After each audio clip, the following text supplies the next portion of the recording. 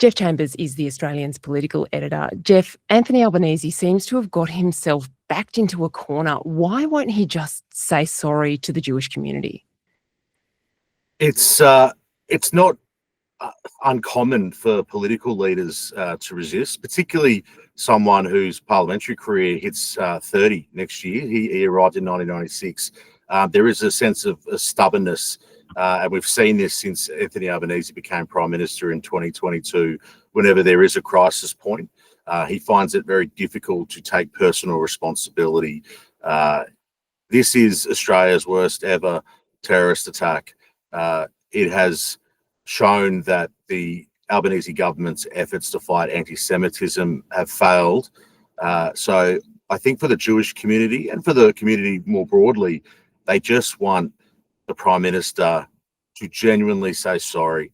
They want him to say sorry without any caveats, without any conditions.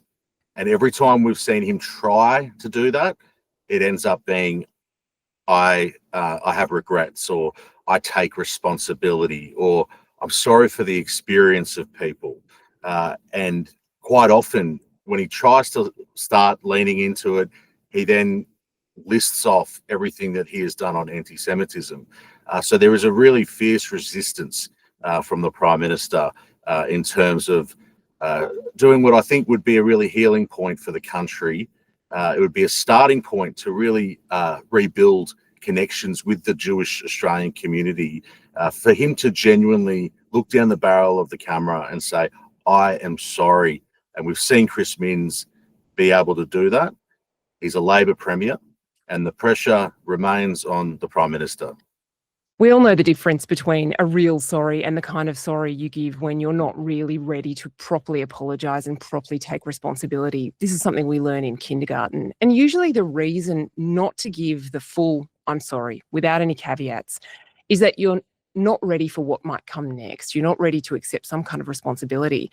We saw with the apology to the stolen generations that Kevin Rudd made when he first became Prime Minister, that actually, even when people are concerned about what the consequences might be, and in that instance, there was a lot of concern that that might open the floodgates to all sorts of sort of monetary claims against the Commonwealth that had not been anticipated. In fact, that didn't really happen. It was accepted as a genuine effort by the Aboriginal community. They accepted that as a genuine show of goodwill. Why do you think Anthony Albanese is holding himself back so hard on this one? I think it goes to that very point where, it costs nothing for an unreserved apology, but it's this feeling of, if you accept that full responsibility, and I don't think anyone, if you deliver an apology, I don't think anyone says, okay, everything is your fault, you're to blame for everything. But I think there is a feeling in government ranks that mistakes were made, really critical mistakes, and that they did allow social cohesion to tear apart in this country. And I think the concern is, if he doesn't get control of it, if he doesn't bring the Jewish leaders around the table and listen to them, that the very thing that led to what we saw at Bondi, and there's a lot of elements to that, but that general broad rise of anti-Semitism, these pro-Palestinian protesters globalise the Antifada, we're already seeing that re-emerge, and it requires leadership at the top level. And we saw this with John Howard.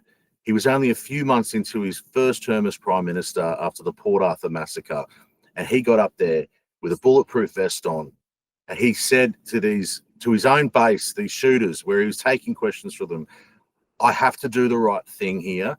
If you don't vote for me, I will respect that, but this is what I have to do. And at this point in time, I'm concerned that by letting it run out or creating distractions, things like the Richardson review, without taking it seriously, that we're going to go back to where we were just a few months ago. There's two ways it could go, aren't there, Geoff? And I wonder which one you think is more likely, given your long experience as a political reporter. Either the Prime Minister will hold the line, there'll be a quiet inquiry into the way the intelligence agencies acted that we may or may not ever find out the results of that inquiry, and that'll just kind of peter, the demands for an apology will peter out. or the Prime Minister will realise sometime in the next few weeks that actually this is not going to stop until he actually stands up and says, I'm sorry. Do you have a sense of which way it might go? Well, we have seen experiences with Anthony Albanese, nothing at this sort of serious level. But if you, for example, look at the superannuation tax that Labor introduced early 2023, it took until several years. But at the end of the day, Anthony Albanese dropped that. And we've seen other examples of that where pressure builds. And now I would hope it wouldn't take focus groups or polling to direct the Prime Minister in terms of him taking control of it. But it doesn't come easily, quickly or naturally for some politicians. And for Anthony Albanese, he would genuinely feel like he is not personally to blame for this. But regardless of that, in goodwill, in good faith, a genuine apology will go a very long way. And then the next step after that, and it's got to be a believable apology, is to sit down with Jewish Australian leaders and other people and listen to their concerns, Muslim leaders as well. When we talk about concerns about very pockets of extremism in some of their communities, he's got to sit down and talk to them, bring people together, because everyone's talking about it in isolation, but there is no up top leadership that's really commanding the issue. Geoff Chambers is the Australian's political editor. Thanks, Geoff.